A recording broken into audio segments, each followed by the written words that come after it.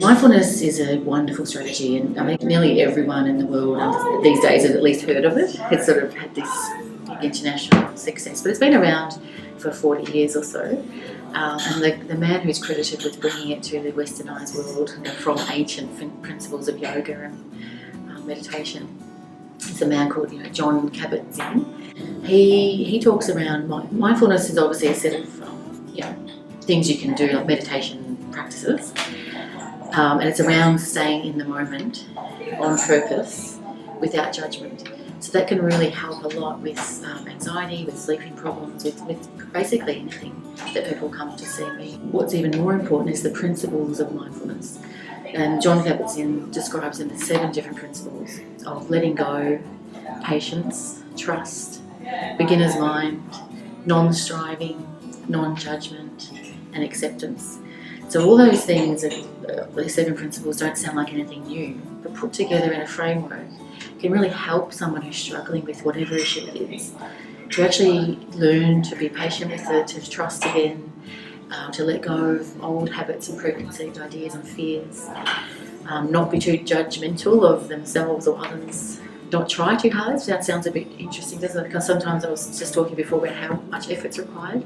But sometimes the opposite is required. Sometimes it's important just to let it go and to actually take the foot off the accelerator of trying really hard to sleep or trying really hard to get rid of your anxiety.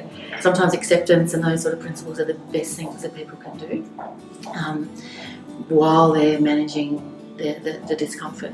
So learning to tolerate the discomfort of anxiety or of sleeplessness, and indeed those also awful things that are associated with psychological problems. It's a very uncomfortable time for people. So the mindfulness principles and the practice can actually help people cope much better.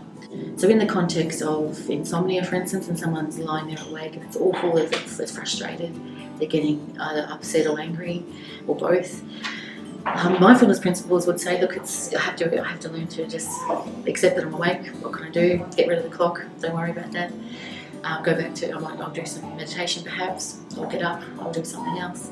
So the mindfulness principles plus the CBTI that I talked about earlier, that's all packaged up these days with as a thing called MBTI, so mindfulness-based therapies for insomnia. It takes all the CBTI elements, brings in the mindfulness practice as well, and it's known as MBTI, and it's really fantastic. And we know that mindfulness-based therapies for insomnia do work. So again, that's accessing that via online, via Sleep Health Foundation, ASA websites, where people who are well versed in that